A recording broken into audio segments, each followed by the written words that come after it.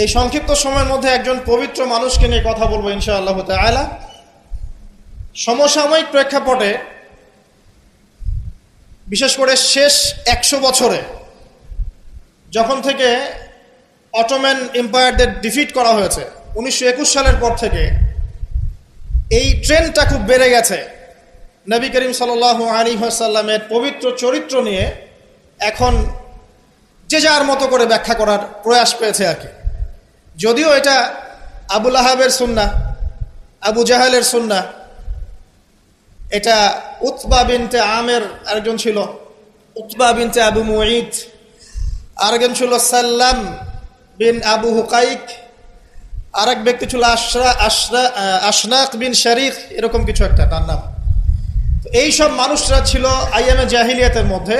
এই মানুষদেরই সুন্নাহ আর কি এখন নতুন করে চালু করা হচ্ছে বিভিন্ন জায়গায়, মুক্ত চিন্তার নামে, বাক স্বাধীনতার নামে, কলম চর্চার নামে, বিভিন্ন নাম দিয়ে আমরা এখন নবী সাল্লাল্লাহু আলাইহি ওয়াসাল্লামের পবিত্র চরিত্র নিয়ে যা ইচ্ছা তাই কথা বলার চেষ্টা করছি বা দুঃসাহস দেখাচ্ছি। তাব্বাত ইয়াদা আবি লাহাবি ওয়া তাব কি জন্য নাজিল হয়েছিল? নবী সাল্লাল্লাহু আলাইহি ওয়াসাল্লাম যখন সবাইকে সমবেত করে বলেছিলেন যে আমি যদি বলি তোমাদেরকে এই পাহাড়ের পিছনে শত্রু দল অপেক্ষা করছে, তোমরা কি আমার কথা বিশ্বাস করবে?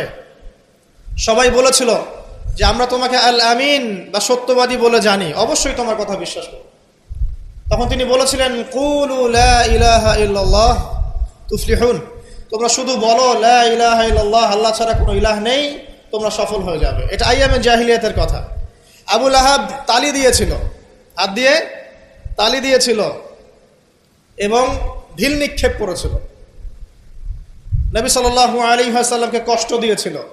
আল্লাহ পাক সূরা নাজিল করেছেন তাব্বাত ইয়াদা আবি লাহাবি ওয়া তাব, ধ্বংস হোক আবু লাহাবের দুই হাত এবং সে নিজেও ধ্বংস হোক। কিয়ামত পর্যন্ত এই পৃথিবীতে যদি একটা মুসলিমও বেঁচে থাকে এবং সে যদি কোরআন পড়তে জানে, সে আবু লাহাবকে এই সূরা পড়ার মধ্য দিয়ে অভিশাপ দিবে ইনশাআল্লাহ তাআলা। এটা নবী সাল্লাল্লাহু আলাইহি ওয়াসাল্লামের শান, তার মর্যাদা। সে শুধু একবার বলেছে হাততালি দিয়ে, এই কথা বলার জন্য আমাদেরকে ডেকেছিলে? এই কথা বলার জন্য আমাদেরকে ডেকেছ? আমরা আমাদের বাপ দাদাদেরকে, তাদের ইলাহকে ত্যাগ করে তোমার এক আল্লাহ বিশ্বাস করব, এই জন্য ডেকেছ? ঢিল নিক্ষেপ করেছিল, গালি দিয়েছিল। তার আপন চাচা নবী সাল্লাল্লাহু আলাইহি ওয়াসাল্লামের আপন চাচা, আল্লাহ পাক আয়াত নাজিল করলেন আবু লাহাব ধ্বংস হোক এবং সে নিজেও, মা আগনা আনহু মালুহু ওয়া মা কাসাব, তার এই সম্পদ এবং সে যা অর্জন করেছে পৃথিবীতে, এগুলো কোনোই কাজে আসবে না। সায়াসলা নারান যাতা লাহাব, শীঘ্রই অচিরেই, সায়াসলা অচিরেই সে প্রবেশ করবে এমন আগুনে যে আগুন লাল অগ্নিশিখা নির্বাপিত করছে।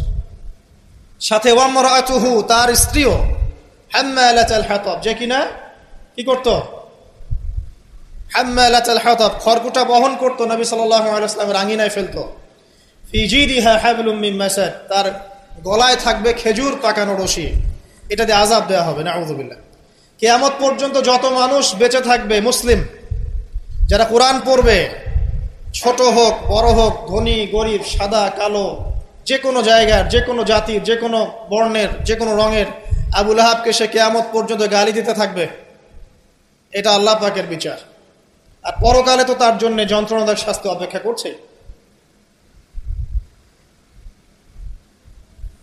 আরেকজন ব্যক্তি ছিল যার নাম উতাইবা, এ আবু লাহাবেরই ছেলে। একদিন নবী সাল্লাল্লাহু আলাইহি ওয়াসাল্লামকে সে গিয়ে বলছে ওয়ান নাজমি ইযা হাওয়া, এই সূরার এই প্রথম দিকের আয়াতগুলো আমি বিশ্বাস করি না। এক পর্যায়ে নবী সাল্লাল্লাহু আলাইহি ওয়াসাল্লামের সাথে বাকবিতণ্ডা করতে লাগলো। আমাদের নবীজি তো তর্ক করতেন না, স্বল্পভাষী, মিষ্টি ভাষী, নরম মানুষ ছিলেন, তর্ক করতেন না, নিজে কাউকে কখনো একটা থাপ্পড়ও দেননি, এমন মানুষ ছিলেন। তো সেই মানুষটাকে সে মুখে থুতু নিক্ষেপ করেছিল, তবে এই থুতুটা তার মুখ পর্যন্ত পৌঁছে নাই, আল্লাহ পাক পৌঁছাতে দেননি। আরো কষ্ট দেওয়ার জন্য তার জামা টানা হেঁচড়া করছিল। আর রাহিকুল মাখতুম বইয়ের মধ্যেই আছে, পড়ে দেখবেন। আল্লামা সফিউর রহমান মোবারকপুরি রাহিমাহুল্লাহ রচিত আর রাহিকুল মাখতুম, যেটা 1187টা বা 85টা বইয়ের মধ্যে ফার্স্ট প্রাইজ পেয়েছে, প্রথম স্থান অধিকার করেছে এই বই। এখানেই লেখা আছে। তো নবী সাল্লাল্লাহু আলাইহি ওয়াসাল্লাম কষ্ট পেয়েছিলেন। কষ্টে তখন তিনি বলেছেন আল্লাহর কাছে, ওই মুহূর্তে বলেছেন, আল্লাহ,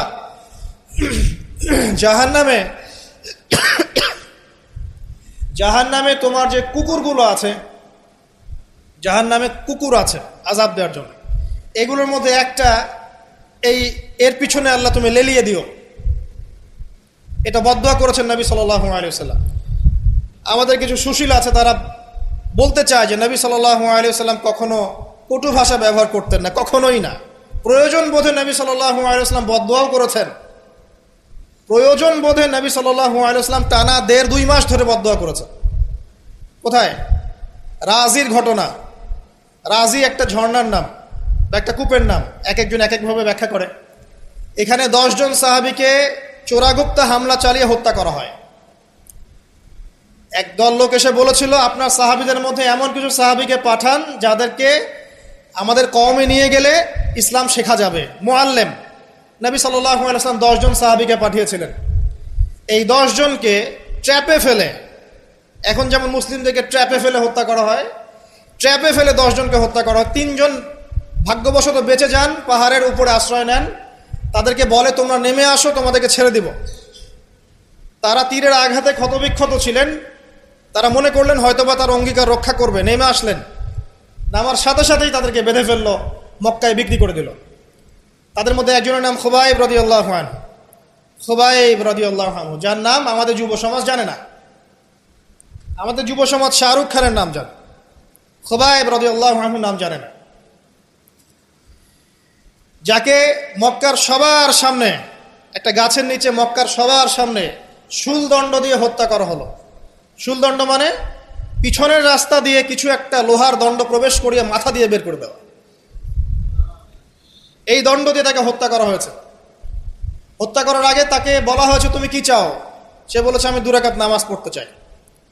এবং নামাজটাকে সংক্ষিপ্ত করেছে। সংক্ষিপ্ত করে সে হাত তুলে আল্লাহর কাছে দোয়া করেছিল, আল্লাহ, উপস্থিত যারা আছে এদের একটাকেও তুমি ছেড়ো না। ওয়াকতুলহুম বাতাদা, তাদের সবাইকে তুমি সবগুলাকে এক জায়গায় করে হত্যা করো। দেখা গেছে ওই সবার লাশ বদরের কূপে পড়েছিল। বদরের পরেও যে যুদ্ধগুলো হয়েছে এগুলোতে এরা মারা গেছে। বদরের পরে যে যুদ্ধগুলো হয়েছে এর পরে এগুলো মারা গেছে। আসলে ঘটনাটা বদরের পরেই সম্ভবত। যাই হোক, আমি যেটা বলতে চাচ্ছি, খুবাইব রাদিয়াল্লাহু আনহুকে তখন অপশন দেওয়া হয়েছিল যে তোমার জায়গায় যদি মুহাম্মদ সাল্লাল্লাহু আলাইহি ওয়াসাল্লামকে হত্যা করি, তুমি কি নিষ্কৃতি নিবে? সে তখন বলেছিল রাদিয়াল্লাহু আনহু যে আমার জায়গায় মুহাম্মদ সাল্লাল্লাহু আলাইহি ওয়াসাল্লামের একটা চুলকেও যদি আঘাতপ্রাপ্ত করা হয় আমি সেটাও বরদাস্ত করব না। এবং তিনি তখন একটা কবিতা আবৃত্তি করেছিলেন। বিভিন্ন কিতাবের মধ্যে কবিতাটা আছে, ওয়ালাস্তু বালি হিনা উক্তালু মুসলিমান, আমি কোনো পরোয়াই করি না যখন আমাকে মুসলিম হিসেবে মৃত্যু দেওয়া হচ্ছে। আলাই জামিন কানা লিল্লাহি মাসওয়াই, যে পাশেই আমাকে পাশ ফেরানো হোক না কেন, এই পাশ আল্লাহর জন্যই। ওয়াযালিকা লিলাহ ওয়া ইয়াশা, তিনি এমন একজন ইলাহ যিনি চাইলে ইউবারিক আলা ফি কুল্লি শিলইন মুমাজ্জাআত, তিনি আমার দেহের প্রত্যেকটা হাড় এবং গোশতের টুকরায় বারাকা দিতে পারেন। তাকে এভাবে শহীদ করা হয়। তো এই 10 জনকে ট্র্যাপে ফেলে হত্যা করা হয়েছিল। খুবাইব রাদিয়াল্লাহু আনহু তাদের মধ্যে একজন। খেয়াল করে দেখেন, নবী সাল্লাল্লাহু আলাইহি ওয়াসাল্লাম এই ঘটনার পরে 1 থেকে 1.5 মাস তিনি টানা বদদুয়া করেছেন এই কওমকে যেন আল্লাহ পাক ধ্বংস করে। ঠিক আরেকটা ঘটনা এর কয়েক মাস পরে ঘটে যায়, এর নাম বীরে মাউনার ঘটনা। বীরে মাউনা একটা জায়গার নাম, যেখানে একইভাবে দিন শেখার কথা বলে দায়ীদেরকে ডেকে নিয়ে এসে 70 জন দায়ীকে একসাথে হত্যা করা হয়েছে ট্র্যাপে ফেলে। এই জিনিসগুলো হিস্ট্রির কথা মনে করিয়ে দেয় আমাদেরকে। ইসলামের ইতিহাস পড়ে দেখেন, মঙ্গলরা, ওইদিকে রোমকরা, বাইজেন্টাইনরা বিভিন্ন সময় মুসলিমদেরকে ভেবে ট্র্যাপে ফেলে হত্যা করেছে। মসজিদে ঢুকিয়ে চারদিক থেকে মসজিদকে পুড়িয়ে দিয়েছে, আগুন দিয়ে দিয়েছে। এরকম অনেক ঘটনা ঘটেছে ইতিহাসে। আব্বাসীয় খেলাফতের সময় মঙ্গলরা যখন আক্রমণ করেছিল, মাত্র 40 দিনের ব্যবধানে 10 থেকে 20 লক্ষ মানুষকে হত্যা করেছে, সবাই মুসলিম। একটা কথা মনে পড়ে যায় ঘটনাটা বলতে গেলেই, ওই সময় আব্বাসীয় খেলাফতের যে মানে আমির ছিলেন বা খলিফা ছিলেন, তারা মোটামুটি দুনিয়া পূজারী হয়ে গিয়েছিলেন আর কি। দুনিয়ার যে মোহ তাদের মধ্যে ঢুকে গিয়েছে, ধন সম্পদ জমা করে করে এক একজন স্তূপ করেছিল আর কি। তো মঙ্গল যে কমান্ডার ছিল, যে হত্যা করেছে, সে আব্বাসীয় খলিফাকে তখন হেসড়ে নিয়ে এসে বলছে, কি চাও? সে বলছে, আমি পিপাসার্ত, পানি চাই। ওকে কারাগারে নিয়ে গিয়ে ওর মুখটা দুজন মিলে খুলে, দুজন দুদিক থেকে ধরে সোনার কয়েন ঢালা হয়েছে গলার মধ্যে। বলছে, খাও, এগুলো পান করো। ওই মঙ্গল কমান্ডার, যে মঙ্গল, ওই যে হালাকু খায়ের নাম শুনেছেন, চেঙ্গিস খা হালাক, ওদের বংশধর, সে বলছিল যে এই যে ধন সম্পদগুলো তোমরা জমা করেছিলে, মুসলিমদেরকে বলছে, মুসলিম খলিফাকে, এই ধন সম্পদগুলো তোমরা যে জমা করেছিলে, এইগুলো যদি নিজেরা জমা না করে তোমাদের জনগণের কল্যাণে ব্যয় করতে, তারা আজকে তোমার পক্ষে যুদ্ধ করতো। এখন এগুলো খাও, পানি নাই। মঙ্গল কমান্ডারের কাছে শিক্ষণীয় বিষয় আছে না? যেটা বলছিলাম, নবী সাল্লাল্লাহু আলাইহি ওয়াসাল্লাম ক্ষেত্র বিশেষে বদদুয়া করেছেন। এই ব্যক্তির সম্পর্কে বদদুয়া করেছিলেন যে, আল্লাহ আমাকে কষ্ট দিয়েছে, আমার মুখে থুতু নিক্ষেপ করতে চেয়েছে, আমার পোশাক ছিঁড়ে ফেলেছে, আল্লাহ তুমি তোমার জাহান্নামের কুকুরের মধ্যে একটা কুকুরকে দিয়ে খাইয়ে দিও। এই ব্যক্তি সিরিয়ায় গিয়েছিল ব্যবসা করতে, হঠাৎ করে রাত্রেবেলা দেখে চারপাশে বাঘ। আর এগুলো কোনো গাল গল্প নয়, হঠাৎ করে বাঘ চারপাশে। সে বলছে, আমি মারা যাব। তার সঙ্গী সাথীরা বলছে যে, আমরা তো এখানে আছি, কোনো সমস্যা নেই, আমরা তো কিছু দেখতে পাচ্ছি না। সে বলছে, না, আমি যা দেখতে পাচ্ছি তোমরা দেখতে পাচ্ছ না। রাতের অন্ধকারে ঠিকই একটা বাঘ এসে তার গলা গর্দান ছিঁড়ে নিয়ে চলে গেছে। ওই যে বদদুয়া নবী সাল্লাল্লাহু আলাইহি ওয়াসাল্লামের, এই যে ফল। আরেকদিন নবী সাল্লাল্লাহু আলাইহি ওয়াসাল্লাম নামাজ পড়ছেন কাবার হাতিমে, সেজদা দিয়েছেন। উকবা বিন আবি মুঈত, একজন কাফের, ওই যে উটের, বড় উটের ঘটনা জানেন না, উটের নাড়ি ভুড়ি নিয়ে এসে তার গর্দানে গলায় চাপিয়ে দিল, আর পা দিয়ে নবী সাল্লাল্লাহু আলাইহি ওয়াসাল্লামের গালটাকে ঠেসা দিয়েছিল, যাতে প্রায় তার চোখ বের হয়ে আসতেছে এমন একটা অবস্থা। যদি কাউকে এভাবে চাপ দেওয়া হয় খুব জোরে, চোখটা লাল হয়ে যাবে না? এইভাবে স্পষ্ট লেখা আছে সিরাতের গ্রন্থগুলোতে। নবী সাল্লাল্লাহু আলাইহি ওয়াসাল্লামকে এই অবস্থা থেকে উদ্ধার করলেন তার মেয়ে ফাতিমা রাদিয়াল্লাহু আনহা। আল্লাহর নবী প্রচন্ড কষ্ট পেলেন এই দিন, প্রচন্ড কষ্ট, এবং হাত তুলে তিনি একটা একটা করে নাম উল্লেখ করতে থাকলেন। আল্লাহ, আবু জাহেল ইবনে হিশাম, উকবা বিন আবি মুঈত, উতবা, শাইবা, রাবিআ, নাম উল্লেখ করতে থাকলেন। আল্লাহ, এদেরকে তুমি ছেড়ো না, এদেরকে দেখে নিও। নবীজি একবার যখন আল্লাহর সামনে বলবেন কিয়ামতের মাঠে, আল্লাহ আমার উম্মত, আল্লাহ আমার উম্মত, আল্লাহ পাক এক দোয়াতেই নবী সাল্লাল্লাহু আলাইহি ওয়াসাল্লামকে বলবেন, তোমার উম্মতের মধ্যে যার অন্তরে সরিষা পরিমাণ ঈমান আছে, ওকে বের করে নিয়ে আসো। সেই মানুষ যদি বদদুয়া করে নাম ধরে, তাদের কি অবস্থা হবে এবার চিন্তা করেন। সেই মানুষের শান, তার মর্যাদা, তার চরিত্র নিয়ে কেউ যদি কথা বলে, কটূক্তি করে, তার অবস্থা পরকালে কি হবে চিন্তা করেন। দুনিয়াতে হয়তো কিছু হবে না, হয়তো পার পেয়ে যাবে, এই দুনিয়াটা চূড়ান্ত ফলাফলের জায়গা নয়। আর মুসলিমরা এখন দুর্বল, তাদের আল্লাহর কাছে দোয়া করা ছাড়া এখন কোনো অপশনও নাই। দোয়ার অনেক অনেক ক্ষমতা আছে। নবী সাল্লাল্লাহু আলাইহি ওয়াসাল্লাম দোয়া করলেন, এই 10 জন ব্যক্তির লাশ বদরের প্রান্তরে পাওয়া গেছে। আবু জেহেল দেখবেন বদরের নিহত হয়েছে, উতবা, শাইবা, সবগুলা বদরের কূপে। এবং কূপে যখন তাদেরকে ফেলা হয়েছে, নবী সাল্লাল্লাহু আলাইহি ওয়াসাল্লাম কূপের পাশ দিয়ে যাওয়ার সময় বলছিলেন, তোমরা কি তোমাদের জাযা পেয়ে গেছো? তখন সাহাবীরা বলছেন, ইয়া রাসূলুল্লাহ, তারা তো মাইয়িত, তারা তো শুনতে পাচ্ছে না, আপনি কার সাথে কথা বলছেন? নবীজি বললেন, অবশ্যই তারা আমার কথা শুনছে এখন। আরেকজন ব্যক্তি ছিল যে নবী সাল্লাল্লাহু আলাইহি ওয়াসাল্লামকে নিয়ে এই কবিতা, গল্প, নৃত্য, মেয়েদেরকে নাচাতো, এসব তৈরি করতো, মক্কা ছড়াতো। তার নাম আশনাক বিন শারিক। একটু বৃদ্ধ লোক ছিল, বুদ্ধিজীবী টাইপের আর কি, খুব পণ্ডিত।